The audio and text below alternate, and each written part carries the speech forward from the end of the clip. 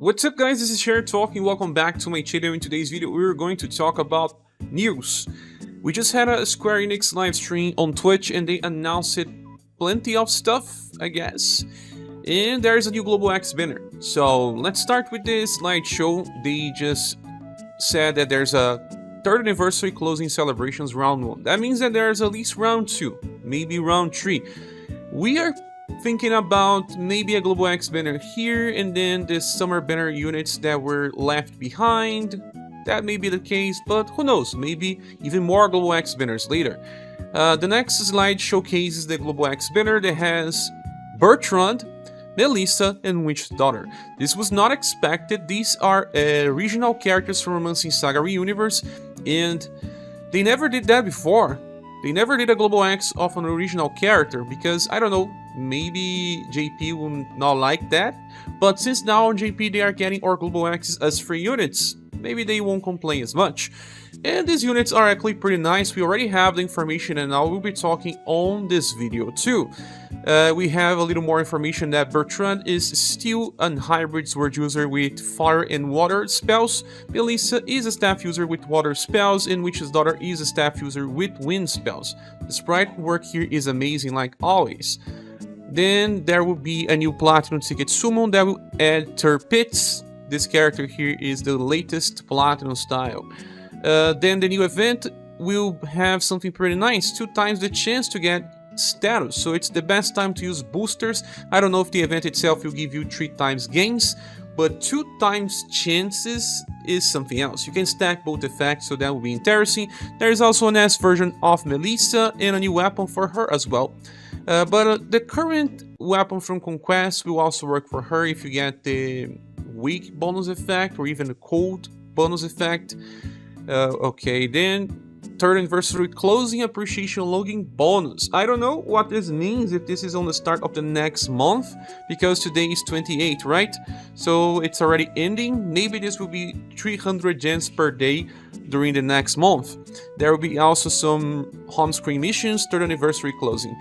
And when they give us a lot of gems, that means that many banners are coming. So, who knows? Then there is a new community event called Dance for Unity, Your Time to Shine. There's not much information here, but it will come on reset time, so we'll talk more about that in a different time. Okay, now we are on rsdv.com. We can already check all the information about these new units. Bertrand is amazing. Well, as you can see, he does have 90% endurance, 90% will, even 90% STR because he can inherit physical attacks, but that's not important. His dexterity is very bad. He was made as a magical tank that counters pretty well. First passive, when he gets attacked, he buffs intelligence by 20%. That's pretty nice. He also nullifies all sorts of attacks that have sun element. Then when he is attacked, he's going to counter with his attack called the Twin Goldfish. Well, this Twin Goldfish is a very nice skill that has an 8 PP cost, attacks a column of enemies with cold and heat damage. It's critical against aquatic and fish, and grants the user an attack boost that increases damage by 20%, and a defense boost that decreases damage taken by 15%. The 15% is fixed, and it doesn't matter the rank, but the attack boost will increase from 15 to 20 if you level this up. It's important because, well, the defense boost being 15% damage reduction will stack, because when he counters, he will trigger the defense boost, and this lasts for 3 turns, meaning that many times gives him a very good defense. Have you seen my latest video about Galahad using spike counter? Well, this will be similar. If he gets to counter many times, he will take very low damage. This skill is also pretty nice to use if you have his UDX style, because this one is still pretty powerful. Even being old, it carries an intelligence boost, 50% increase in damage, so it also gets BP back when killing enemies. So you can kill enemies and then kill again on the next turn. Probably will be able to farm story stages just fine and do good damage against events as well. Then we have the Clarity of Mind passive that increases damage by 20%. When landing an attack, we recover both HP and DP. And then there's yet another effect. When you attack with either skills or spells, you have 37% chance to trigger Cure Fire. and 37% chance to trigger Cure Water. You can trigger both, any, or none. And these attacks here are just very weak. Well, we can check that by looking on Melissa, because she actually has that Cure Water. It's a deep power attack that recovers HP by around 1000. The fire version is just the same, that's found on Joe. So Bertrand can actually trigger 2 chase attacks that can heal. So when he counters, he already has a chance to trigger those things as well. And when he is attacking, he also has those chances. So he is a very good tank that will just self-sustain easily. And when attacking, we will also have a good chance of recovering. Then the last passive is High Protect Tension, decreasing damage taken by 30%, increasing damage potential by 20. So 40% damage passive is nothing special, but he buffs his intelligence when he gets attacked. And if he gets to counter, he's going to stack many attack boosts, defense boosts, become defensive, offensive, and even heal himself. The first skill is called Void. This comes from the latest mage version of Barthélemy. It's a weak attack that buffs intelligence by 25% on max level. This is okay, but you may be better off just inheriting either Wind or Frostbite, because those are free attacks and they are intelligence based, so that you don't have to use normal attacks, because you actually want to save VP to either use Twin Goldfish as a action skill or Blooming Fireworks Plus. This comes from Global X Rouge. Rock Bouquet can also use it, and it's a pretty nice attack with a power that recovers VP by 1 or 2 to the party, so it can be used as a VP battery. But unlike Global X Rouge, he does not use this as a chase, so it can only be used as a command. But when he uses Blooming Fireworks, he still has a chance of chasing with Cure Fire or Cure Water or both, and recovering more BP if he counters as well. So, well, in the end, he may actually use Blooming Fireworks many times if you want, and then you can just rely on using Twin Goldfish on counters. So, this Twin Goldfish skill will be very nice for counter strategies, especially if you are using the Rising Phoenix X formation, although this Bertrand does not count. That formation increases intelligence and increases the likeliness of being attacked by a lot. In some scenarios this will be very nice, especially because he also negates Sun. Bertrand is a very nice character that follows the new meta and will be receiving a triple S grade. The next character is Melissa, and she has a very bad endurance, 58. But that's not that bad, since she has a way to protect herself. 110% for agility, intelligence, and will. Will value is pretty nice. She's not going to get inflicted with ailments, and she's a buffer, so that means a lot. Her love and charisma are pretty high as well. She can also be used as a healer, and self-heals with an attack as well. Well, the first passive, on the end of a turn, she recovers HP by around 200. On odd turns, that means 1, 3, 5, and beyond, she gets 2 BP. So on average, she has 4 BP per turn. And on even turns, she buffs her agility, intelligence, and will by 15%. So even more of these 3 status, so that she gets very high values to not get inflicted with ailments. And she's also a very fast buffer with very high agility. The second one, solid defense. She blocks 1 hit per turn. That's amazing. And then she also gets defense up. That decreases damage taken by 10%, stacks 5 times for the first 5 turns. That's something that she stole from a tank, but also the latest version of Taria. And it's amazing because she eventually just reduces damage taken by a lot. Not just that, she also has intrinsic stat 4, so damage increases by 20% at all times. And if she resists an attack, damage taken will be reduced by 40%. If that attack would be resist, she also has a chance of evading by 37%.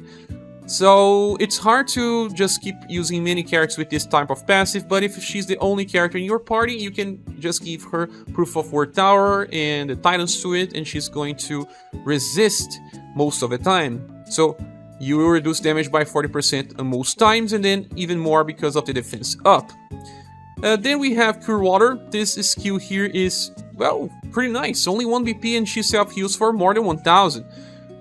The second one, Elegant Prayers. This is a new type of buff. It's similar to a character that we'll get in the future called Muse, but here we buff agility, intelligence, will, and charisma. It's totally made for mages, because agility and intelligence affect their accuracy, and also their speed in battle. Intelligence will inflict more damage, will resist more ailments and magical attacks and debuffs. Charisma will increase the healing effects. So you have the full kit to make a full mage build. The value of the buff is 30%, that's the same as Matriarch's, and it's actually pretty similar. Matriarch buffs 4 status for 5 VP. She does the same. It's better than something that we saw in the past like Princess White Rose, because Princess White Rose only buffs offensive status, but her cost is lower as well, so there's that. But for mages this is amazing, and we just got 3 mages, so it makes sense. The third one is called Water Lilies, and for 9 BP you have a fast roll attack that deals cold and pierce damage with S power. That can be used for farming in Final Island, but it's not that strong since she only has 20% damage increase. And she grants all surviving allies Phantom. Phantom is a passive that we saw in the past with Ocelus, and that gives you a 25% chance to just evade. So it may be something that she applies to the characters because, well, the skill itself is still strong for 9 BP. The effect will not be overpowered since it does not use LP and it does not have any limited usage, so we are betting on that. But since this character has even better defense capabilities than Matriarch, she negates 1 hit per turn and has even other ways to resist damage and gets self-buffs, self-healings. That means that she is a good contender for replacing Matriarch in some setups, or you can use Matriarch for Paean of Heartthrob or for her newest buff in her newest style. Remember that Matriarch is now pretty different. She has this Paean of Tranquility that gives defense boost and also recovers, so you can decide what you want to do. And there's more for Melissa. She has an S style.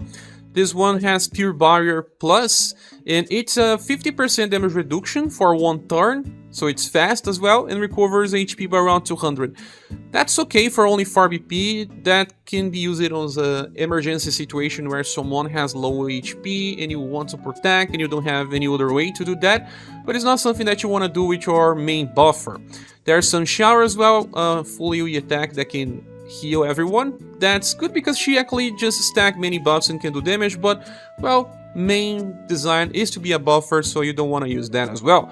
And Jagged Ice Plus can be used for farming because she actually gets to 20 BP by turn 3. You can either use Jagged Ice on turn 1 and on turn 3, or Water Lilies on turn 1 and turn 3.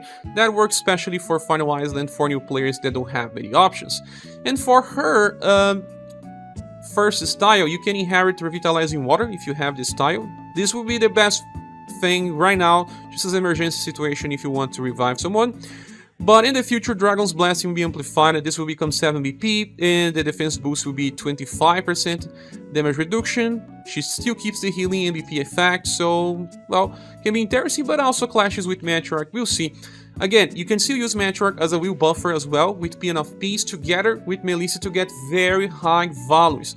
Melissa right now is a meta character, and she takes at least a triple S grade, can even be on OP tier. I'm not sure, we'll be discussing this later, but at least triple S makes sense for such a character that will bring a lot into future challenges. The last character is Witch's Daughter, and she has low endurance, but that doesn't hurt so much. Her agility, intelligence, and will are similar to Melissa, and even her love and charisma have good values. For passives, we have 2 ones that can decrease damage taken. Sweet Tooth decreases 25%, and then we have Great Block Tension that decreases again by 25% and increasing her damage potential by 30. Besides, on the end of a turn, she gets 15 points of Overdrive Gorge. And when activating an Overdrive attack, she will use a skill called Sweet Smell, but I'll talk more about that later.